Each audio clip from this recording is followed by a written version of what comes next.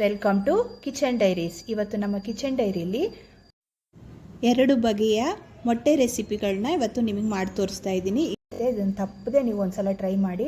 ನೀವು ಮಾಡಿದ್ರೆ ಮತ್ತೆ ಮತ್ತೆ ಇದನ್ನೇ ಮಾಡ್ತಾ ಇರ್ತೀರಾ. ಅದು ಹೇಗೆ ಮಾಡೋದಂತ ಇವತ್ತಿನ ವಿಡಿಯೋದಲ್ಲಿ ನೋಡೋಣ ನಾವು. ಮೊದಲಿಗೆ ನಾನು ಇಲ್ಲಿ ಸ್ವಲ್ಪ ಮಸಾಲೆ ಪದಾರ್ಥಗಳನ್ನ ತಗೊಂಡಿದ್ದೀನಿ. ಅದೇನೆಂದರೆ 1 ಸ್ಪೂನಷ್ಟು ಜೀರಿಗೆ, 1 ಸ್ಪೂನಷ್ಟು ಸೋಂಕಾಳು, 3 ಒಣಗಿದ ಮೆಣಸಿನ್ಕಾಯಿ, 1 ಸ್ಪೂನಷ್ಟು ಧನಿಯಾ ಕಾಳು ಮತ್ತು 1 ಇಂಚಷ್ಟು ಚಕ್ಕೆ ತೊಗೊಂಡಿದ್ದೀನಿ. ಹಾಗೆ ಅರ್ಧ ಸ್ಪೂನಷ್ಟು ಕಾಳು ಮೆಣಸು ತೊಗೊಂಡಿದ್ದೀನಿ. 4 ಏಲಕ್ಕಿ ತೊಗೊಂಡಿದ್ದೀನಿ. ಈಗ ಇಷ್ಟನ್ನು ನಾವು ಡ್ರೈ ರೋಸ್ಟ್ ಮಾಡ್ಕೋಬೇಕಾಗತ್ತೆ. 2 ರಿಂದ 3 ನಿಮಿಷ ಲೋ ಫ್ಲೇಮಲ್ಲಿ ಇದನ್ನು ಡ್ರೈ ರೋಸ್ಟ್ ಮಾಡ್ಕೊಳ್ಳೋಣ. ಈಗ ನೋಡಿ, ಸ್ಟವ್ ಮೇಲೆ ಒಂದು ಕಡಾಯಿ ಇಟ್ಕೊಂಡಿದ್ದೀನಿ.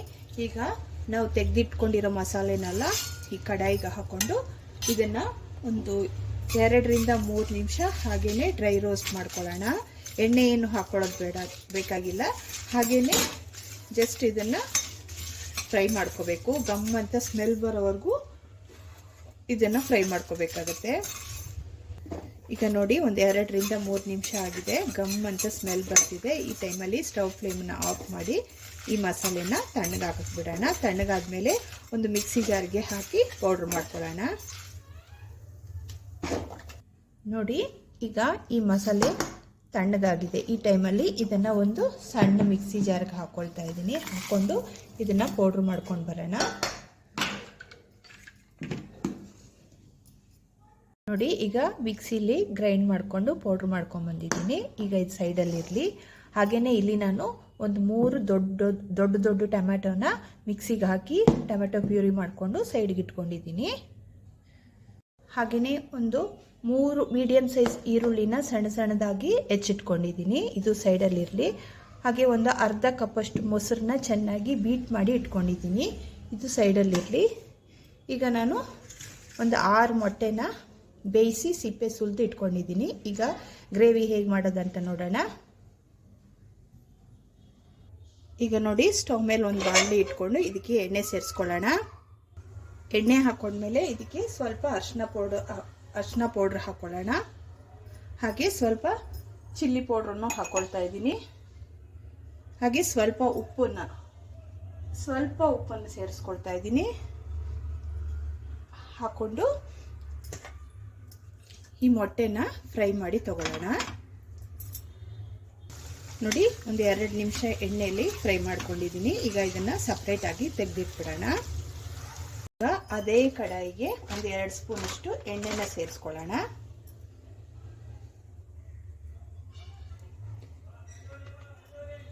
ನೋಡಿ, ಎಣ್ಣೆ ಬಿಸಿಯಾಗಿದೆ. ಇಲ್ಲಿ ನಾನು ಈರುಳ್ಳಿ ಕಟ್ ಮಾಡಿ ಇಟ್ಕೊಂಡಿದ್ನಲ್ಲ ಅದನ್ನು ಸೇರಿಸ್ಕೊಂಡು ಈರುಳ್ಳಿ ಚೆನ್ನಾಗಿ ಗೋಲ್ಡನ್ ಬ್ರೌನ್ ಬರೋವರೆಗೂ ನಾವು ಫ್ರೈ ಮಾಡ್ಕೋಬೇಕಾಗುತ್ತೆ.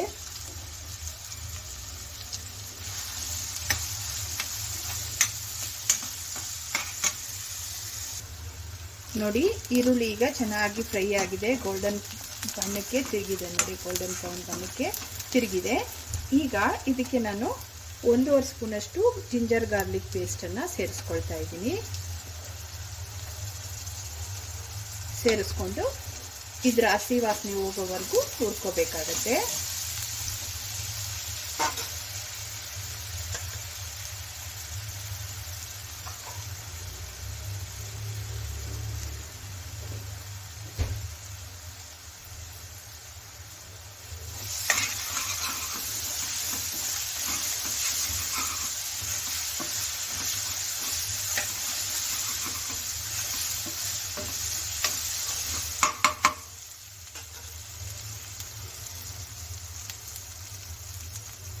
ಈಗ ನೋಡಿ, ಈಗ ಹಸಿ ವಾಸನೆ ಹೋಗಿದೆ ಶುಂಠಿ ಬೆಳ್ಳುಳ್ಳಿ ಪೇಸ್ಟ್ದು. ಈಗ ನಾನು ಸ್ವಲ್ಪ ಟೊಮೆಟೊನ ಗ್ರೈಂಡ್ ಮಾಡಿ ಇಟ್ಕೊಂಡಿದ್ನಲ್ಲ ಅದನ್ನು ಇದಕ್ಕೆ ಆ್ಯಡ್ ಮಾಡ್ತಾ ಇದ್ದೀನಿ.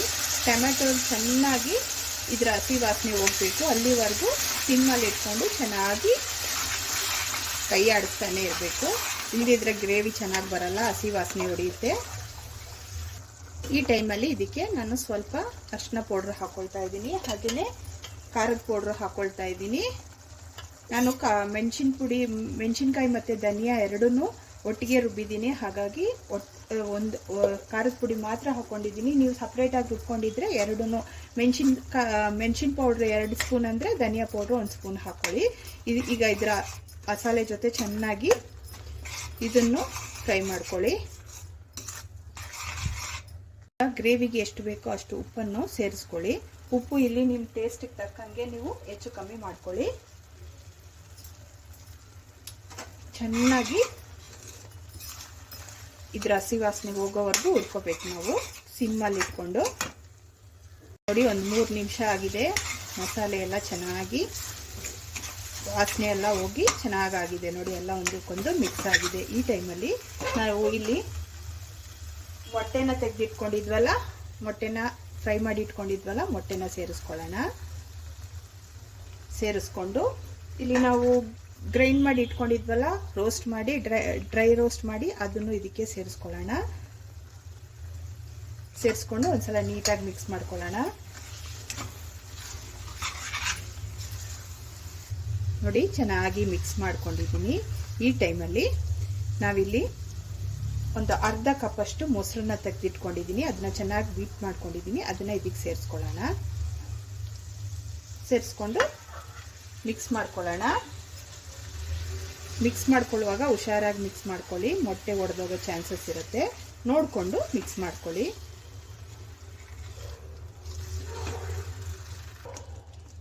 ನೋಡಿ, ಮಿಕ್ಸ್ ಮಾಡ್ಕೊಂಡ್ಮೇಲೆ ಇದಕ್ಕೆ ಸ್ವಲ್ಪ ನೀರನ್ನು ಆ್ಯಡ್ ಮಾಡ್ಕೊಳ್ಳಿ. ನೀರನ್ನು ಆ್ಯಡ್ ಮಾಡಿ ಒಂದ್ಸಲ ಮಿಕ್ಸ್ ಮಾಡಿಕೊಂಡು ಇದನ್ನು ಕ್ಲೋಸ್ ಮಾಡಿ ಒಂದು 2ರಿಂದ 3 ನಿಮಿಷ ಹಾಗೇನೆ ಲೋ ಫ್ಲೇಮಲ್ಲಿ ಕುದಿಸಿ.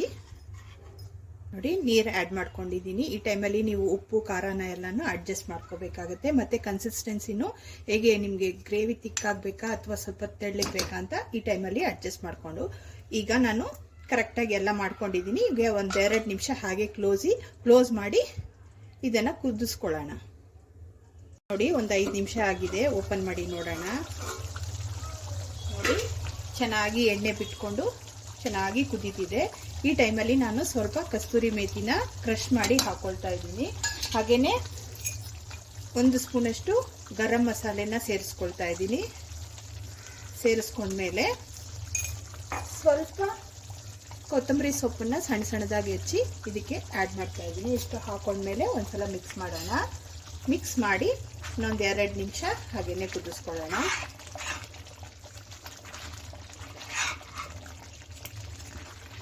ಮಿಕ್ಸ್ ಮಾಡಿದ್ಮೇಲೆ ಮತ್ತೆ ಕ್ಲೋಸ್ ಮಾಡಿ ಒಂದು 2 ನಿಮಿಷ ಹಾಗೇನೆ ಕುದಿಸ್ಕೊಳ್ಳೋಣ.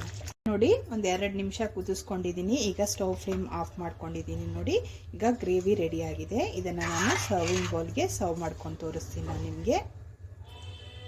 ಈಗ ಇದನ್ನು ಸರ್ವಿಂಗ್ ಬೌಲ್ಗೆ ಸರ್ವ್ ಮಾಡ್ಕೊಂಡು ತೋರಿಸ್ತೀನಿ ನಿಮಗೆ. ಸರ್ವಿಂಗ್ ಬೌಲ್ಗೆ ಸರ್ವ್ ಮಾಡ್ಕೊಂಡಿದ್ದೀನಿ. ಇದ್ರ ಗ್ರೇವಿ ನಿಮಗೆ ಹೇಗೆ ಬೇಕೋ ಹಾಗೆ ಥಿಕ್ನೆಸ್ನ ನೀವು ರೆಡಿ ನಿಮ್ಗೆ ಇಷ್ಟಕ್ಕೆ ತಕ್ಕಂಗೆ ನೀವು ಕನ್ಸಿಸ್ಟೆನ್ಸಿನ ಸೆಟ್ ಮಾಡ್ಕೋಬೋದು. ಇದು ತುಂಬಾ ಚೆನ್ನಾಗಿರುತ್ತೆ. ಇದು ಚಪಾತಿಗೆ, ಅನ್ನಕ್ಕೆ, ಪರೋಟಾಗೆಲ್ಲ ತುಂಬ ಚೆನ್ನಾಗಿರುತ್ತೆ ಒಂದು ಸೈಡ್ ಡಿಶ್ಶು. ಇದನ್ನು ತಪ್ಪದೆ ಒಂದ್ಸಲ ನೀವು ಟ್ರೈ ಮಾಡಿ. ಮಾಡ್ಕೊಳ್ಳೋದು ತುಂಬಾ ಈಸಿ ಅಲ್ವಾ? ಸ್ವಲ್ಪ ಒಂದು ಹಾಫ್ ಆನ್ ಅವರಲ್ಲಿ ರೆಡಿ ಆಗಿಬಿಡುತ್ತೆ. ಡಿಫ್ರೆಂಟ್ ರೀತಿಯಲ್ಲಿ ನಾನು ಫ್ರೈ ರೆಸಿಪಿನ ಮಾಡಿ ತೋರಿಸ್ತಾ ಇದ್ದೀನಿ. ಮೊಟ್ಟೆಯಿಂದ ಮಾಡ್ಕೊಳ್ಳೋ ರೆಸಿಪಿ. ಅದು ಹೇಗೆ ಮಾಡೋದಂತ ನೋಡೋಣ. ಮೊದಲಿಗೆ ನಾನು ಒಂದು 6ರಿಂದ 7 ಮೊಟ್ಟೆನ ಬೇಯಿಸಿ ಸಿಪ್ಪೆ ಸುಲಿದು ತೆಗೆದಿಟ್ಕೊಂಡಿದ್ದೀನಿ. ಈಗ ಇದ್ರ ಜೊತೆಗೇ ಇಲ್ಲಿ ನಾನು 1 ಟೇಬಲ್ ಸ್ಪೂನಷ್ಟು ಕಾಳು ಮೆಣಸು ತಗೊಂಡಿದ್ದೀನಿ. ಹಾಗೆಯೇ ಒಂದು 6ರಿಂದ 7 ಬ್ಯಾಡಗಿ ಮೆಣಸಿನ್ಕಾಯಿ ತಗೊಂಡಿದ್ದೀನಿ. ಹಾಗೆ ಸ್ವಲ್ಪ ಕರ್ಬೇವಿನ ಸೊಪ್ಪು ತಗೊಂಡಿದ್ದೀನಿ. ಜೊತೆಗೆ ಒಂದು ಮುಷ್ಟಿಯಷ್ಟು ಪುದೀನ ಸೊಪ್ಪನ್ನ ತೊಳೆದು ಅದನ್ನು ಕ್ಲೀನಾಗಿ ಒಂದು ಬಟ್ಟೆಯಿಂದ ವಾಶ್ ಮಾಡಿ ಡ್ರೈ ಮಾಡಿ ತೆಗೆದಿಟ್ಕೊಂಡಿದ್ದೀನಿ. ಹಾಗೆ ಒಂದು ಮೀಡಿಯಮ್ ಸೈಜಷ್ಟು ಈರುಳ್ಳಿನ ಸಣ್ಣದಾಗಿ ಹೆಚ್ಚಿಟ್ಕೊಂಡಿದ್ದೀನಿ. ಈಗ ಹೇಗೆ ಮಾಡೋದಂತ ನೋಡೋಣ. ಈಗ ನೋಡಿ, ಈ ಮೊಟ್ಟೆನೆಲ್ಲ ನಾನು ಅರ್ಧರ್ಧಾಗಿ ಸ್ಲೈಸ್ ಮಾಡಿ ಕಟ್ ಮಾಡಿ ಇಟ್ಕೊಂಡಿದ್ದೀನಿ. ಈಗ ನೋಡಿ, ಸ್ಟವ್ ಮೇಲೆ ಒಂದು ಬಾಣಲಿ ಇಟ್ಕೊಂಡು ಈಗ ನಾವು ತೆಗೆದಿಟ್ಕೊಂಡಿದ್ದೀವಲ್ಲ ಕಾಳು ಮೆಣಸು, ಒಣಗಿದ ಮೆಣಸಿನ್ಕಾಯಿ ಮತ್ತು ಕರ್ಬೇವಿನ ಸೊಪ್ಪು ಇಷ್ಟನ್ನು ನಾವು ಸ್ಟವ್ ಫ್ಲೇಮನ್ನು ಲೋ ಮಾಡಿಕೊಂಡು ಇದರಲ್ಲಿ ಹುರ್ಕೊಳ್ಳೋಣ. ನಾವು ಸ್ವಲ್ಪ ಡ್ರೈ ರೋಸ್ಟ್ ಮಾಡ್ಕೊಳ್ಳೋಣ. ಒಂದು 2 ನಿಮಿಷ ಮಾಡಿಕೊಂಡ್ರೆ ಸಾಕು. ನೀಟಾಗಿ ಚೆನ್ನಾಗಿ ಈ ಪುದೀನದಲ್ಲಿರೋ ನೀರು ಮತ್ತು ಕರ್ಬೇವಿನ ಸೊಪ್ಪಲ್ಲಿರೋ ನೀರಿನ ಅಂಶ ಎಲ್ಲ ಹೋಗೋ ಥರ ಡ್ರೈ ಮಾಡ್ಕೋಬೇಕು. ಈಗ ನೋಡಿ 1-2 3 ನಿಮಿಷ ಆಗಿದೆ. ಗಮ್ ಅಂತ ಸ್ಮೆಲ್ ಬರ್ತಿದೆ. ಈ ಟೈಮಲ್ಲಿ ಸ್ಟವ್ ಫ್ಲೇಮ್ನ ಆಫ್ ಮಾಡಿ ತಣ್ಣಗಾದ್ಮೇಲೆ ಇದನ್ನು ಸ್ವಲ್ಪ ತರಿಯಾಗಿ ಗ್ರೈಂಡ್ ಮಾಡ್ಕೊಂಡು ಬರೋಣ. ತೋರಿಸ್ತೀನಿ ನಾನು ನಿಮಗೆ.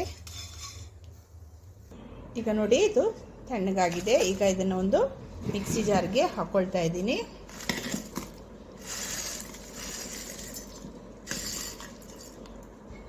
ಮಿಕ್ಸಿ ಜಾರ್ಗೆ ಹಾಕೊಂಡ್ಮೇಲೆ ಇದಕ್ಕೆ ಸ್ವಲ್ಪ ಉಪ್ಪನ್ನು ಆ್ಯಡ್ ಮಾಡ್ತಾ ಇದ್ದೀನಿ. ಈಗ ಇದನ್ನು ಸ್ವಲ್ಪ ತರಿಯಾಗಿ ಗ್ರೈಂಡ್ ಮಾಡ್ಕೊಂಡು ಬರಬೇಕಾಗತ್ತೆ. ನೋಡಿ ಈ ಥರ ಸ್ವಲ್ಪ ತರಿ ಇರಬೇಕು. ತುಂಬ ಮಸಾಲೆ ಥರ ತುಂಬ ಪೌಡ್ರಾಗಿ ಮಾಡ್ಕೋಬಾರ್ದು. ಈ ಥರ ತರಿ ಇರಬೇಕು. ಈಗ ಏನು ಮಾಡಬೇಕಂದ್ರೆ ಸ್ಟವ್ ಮೇಲೆ ಒಂದು ಕಡಾಯಿ ಇಟ್ಕೊಂಡಿದ್ದೀನಿ. ಅದಕ್ಕೆ ಸ್ವಲ್ಪ 1-2 ಟೇಬಲ್ ಸ್ಪೂನಷ್ಟು ಎಣ್ಣೆನ ಸೇರಿಸ್ಕೊಂಡಿದ್ದೀನಿ. ಎಣ್ಣೆ ಚೆನ್ನಾಗಿ ಬಿಸಿ ಆಗಲಿ. ಈಗ ನೋಡಿ ಎಣ್ಣೆ ಬಿಸಿಯಾಗಿದೆ. ಈಗ ನಾವು ಇಲ್ಲಿ ಕಟ್ ಮಾಡಿ ಇಟ್ಕೊಂಡಿದ್ದೀವಲ್ಲ ಮೊಟ್ಟೆನೆಲ್ಲ ಒಂದ್ಸಲ ಎಣ್ಣೆಯಲ್ಲಿ ಟೋಸ್ಟ್ ಮಾಡ್ಕೊಳ್ಳೋಣ.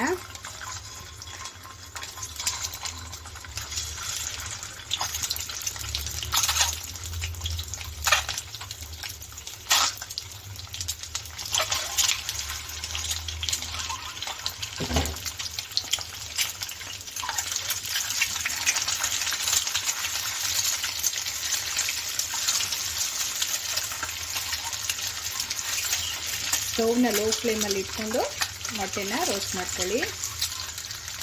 ನೋಡಿ 1-2 ನಿಮಿಷ ಆಗಿದೆ. ಮೊಟ್ಟೆ ಎಲ್ಲ ಚೆನ್ನಾಗಿ ರೋಸ್ಟ್ ಆಗಿದೆ. ಈ ಟೈಮಲ್ಲಿ ಮೊಟ್ಟೆನ ಒಂದು ಸೈಡಿಗೆ ತಳ್ಳಿಬಿಟ್ಟು ನಾವಿಲ್ಲಿ ಕಟ್ ಮಾಡಿ ಇಟ್ಕೊಂಡಿರ್ತೀವಲ್ಲ ಈರುಳ್ಳಿನ ಇದರಲ್ಲಿ ಹಾಕ್ಕೊಂಡು ಈರುಳ್ಳಿನ ಫ್ರೈ ಮಾಡ್ಕೋಬೇಕಾಗತ್ತೆ.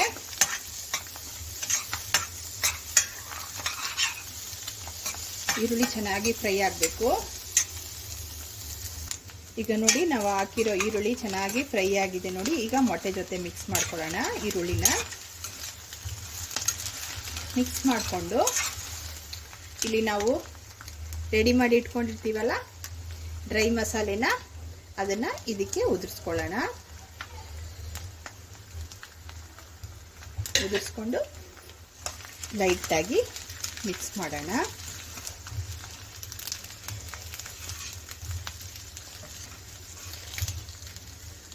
ನೋಡಿ ಚೆನ್ನಾಗಿ ಮಿಕ್ಸ್ ಮಾಡಿ 1-2 ನಿಮಿಷ ಸ್ಟವ್ ಫ್ಲೇಮ್ನ ಆಫ್ ಮಾಡಿಬಿಡಿ. ಈಗ ನಾವು ಮಸಾಲೆ ಎಲ್ಲ ಚೆನ್ನಾಗಿ ಹಾಕಿರ್ತೀವಲ್ಲ ಈಗ ತುಂಬ ಚೆನ್ನಾಗಿ ಗಮ್ ಅಂತ ಸ್ಮೆಲ್ ಬರ್ತಿದೆ. ಮೊಟ್ಟೆ ಒಡೆದು ಹೋಗದೇ ಇರೋ ರೀತಿಲಿ ಮಿಕ್ಸ್ ಮಾಡ್ಕೊಳ್ಳಿ. ತಟ್ಟೆಗೆ ಸರ್ವ್ ಮಾಡ್ಕೊಂಡಿದ್ದೀನಿ. ಈ ರೆಸಿಪಿ ತುಂಬಾ ಟೇಸ್ಟ್ ಆಗಿರುತ್ತೆ. ಒಂದು 10-15 ನಿಮಿಷದ ಒಳಗಡೆ ರೆಡಿ ಮಾಡ್ಕೋಬೋದು. ಇದು ರಸ ಅನ್ನಕ್ಕೆ ತುಂಬಾ ಒಂದು ಒಳ್ಳೆ ಕಾಂಬಿನೇಷನು. ಮಕ್ಕಳು ಖಾರವಾಗಿ ಸ್ಪೈಸಿಯಾಗಿ ಏನಾದರೂ ಕೇಳಿದಾಗ ಈ ಥರ ಮಾಡಿ ಕೊಡ್ಬೋದು. ಇದು ಡಿಫ್ರೆಂಟ್ ಆದ ಟೇಸ್ಟಲ್ಲಿದೆ. ಇವತ್ತಿನ ರೆಸಿಪಿ ಏನಾದರೂ ನಿಮ್ಗೆ ಇಷ್ಟವಾದರೆ ಲೈಕ್ ಮಾಡಿ, ಶೇರ್ ಮಾಡಿ ಮತ್ತು ಸಬ್ಸ್ಕ್ರೈಬ್ ಮಾಡೋದನ್ನು ಖಂಡಿತ ಮರಿಬೇಡಿ.